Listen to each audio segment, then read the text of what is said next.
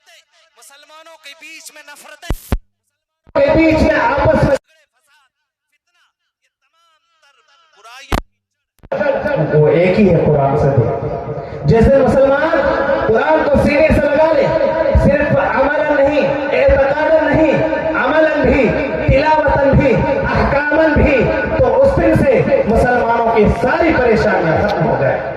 یہ اللہ کا وعدہ ہے۔ اس لیے میرے مسلمان بھائیوں، اللہ رب ذوالجلال نے صحابہ کرام سے جو اتنا بڑا کام لیا، روم اور فارس جیسی، جیسے ابھی ہمارا آپ سنتے ہیں نا، امریکہ سپر پاور ہے، رشیا سپر پاور ہے، اس دور کے اندر جب امام الانبیاء سرکار دو عالم محمد مصطفیٰ صلی اللہ علیہ وسلم کو اللہ تعالی نے نبوت عطا کی تھی، مٹھی بھر مسلمان تھے، اور مکہ کی زمین جب تنگ کیا گیا، حبشہ کی طرف ہجرت کی، اور دوبارہ مسلمان جب وہاں سے آئے، پھر انہوں نے تنگ کیا، تو مجبوراً اللہ کا یہ حکم آیا کہ مسلمان اوس اور خزرج کے چند لوگ مدینہ، جس کا نام پہلے یثرب تھا، وہاں سے چند لوگ آئے، آپ صلی اللہ علیہ وسلم کی تعلیمات کو سنا تو ایمان لے آئے۔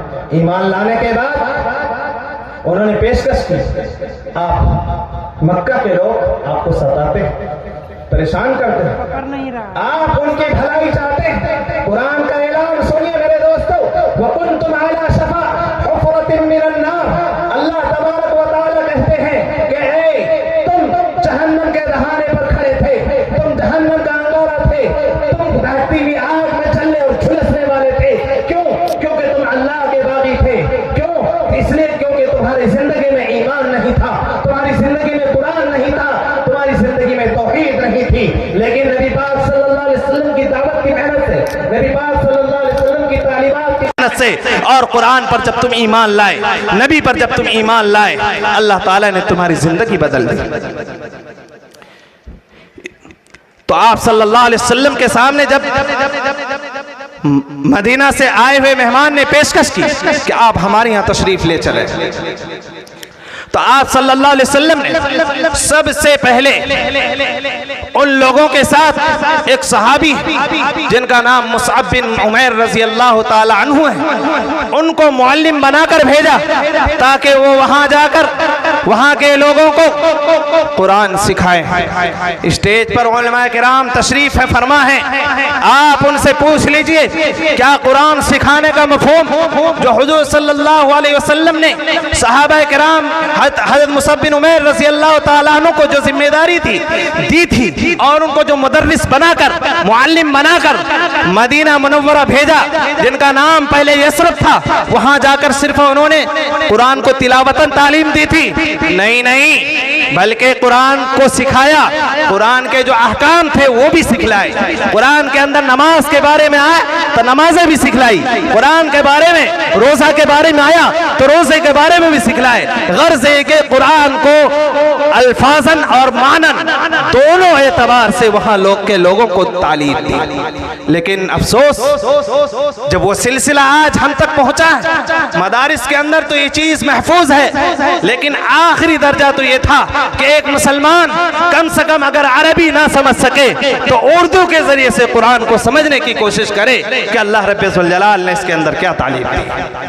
جس دن ہم اور آپ یہ استحکام، یہ عزم مصمم کر لیں گے کہ قرآن کو سمجھے بغیر ہم کامیاب نہیں ہو سکتے، اور میں قسم کھا کر کہتا ہوں یہ ہم اور آپ غلط فہمی کے شکار ہو چکے ہیں کہ ہم کامیاب ہیں۔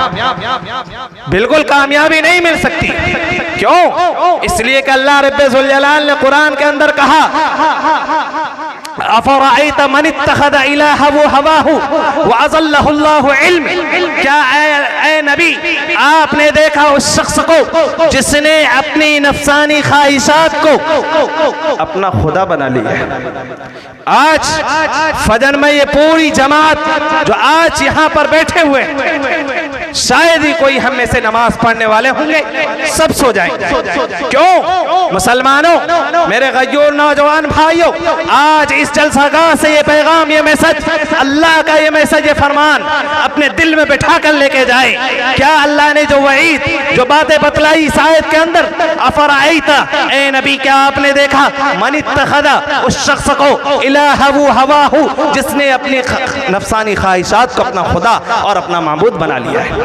نفسانی خواہشات ہی تو ہے جو فجر میں ہم اٹھتے نہیں، نفسانی خواہشات تو ہے جس کی وجہ سے آج ہم نمازی نہیں بن پائے، نفسانی خواہشات ہی تو ہے جس کی وجہ سے موبائل، انٹرنیٹ، دنیا بھر کی مفاسد، دنیا بھر کی ساری چیزوں کے لیے ٹائم ہے۔ قرآن کو پڑھنے، قرآن کو سمجھنے، قرآن کو سیکھنے، اللہ کی تلاوت کر کے آنکھ سے آنسو بہانے کے لیے ہمارے پاس ٹائم نہیں ہے۔ ایک حدیث میں اللہ کے رسول صلی اللہ علیہ وسلم فرماتے ہیں کہ اگر تم قرآن تلاوت کرتے وقت تمہارے آنکھ سے آنسو نہ گرے تو کم از کم رونے جیسا اپنا چہرہ بنا لو۔ قرآن کی فضیلت کے بارے میں بے شمار آیتیں، بے شمار احادیث مبارکہ ہیں۔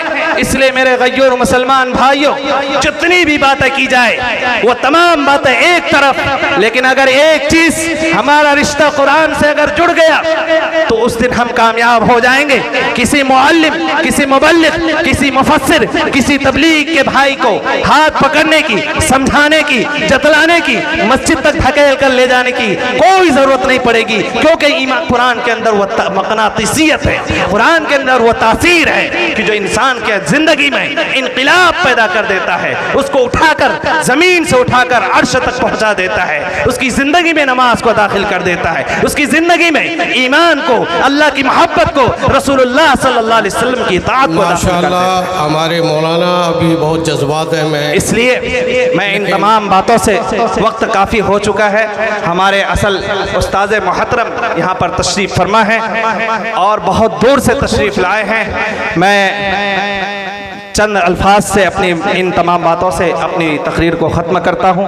اللہ تعالیٰ سے دعا کریں کہ اللہ رب ذوالجلال ہمارا اور آپ کا اور دنیا کے تمام امت مسلمہ کا مضبوط سے مضبوط تر رشتہ قرآن جیسے مقدس کتاب سے پیدا فرما دے اور ہم سب کو قرآن پاک پڑھنے، سمجھنے اور سمجھانے کی توفیق عطا فرمائے اور قرآن پاک کے قوانین اور اس کے احکام پر عمل کرنے کی توفیق عطا فرمائے۔ وآخر دعوانا ان الحمدللہ رب العالمین۔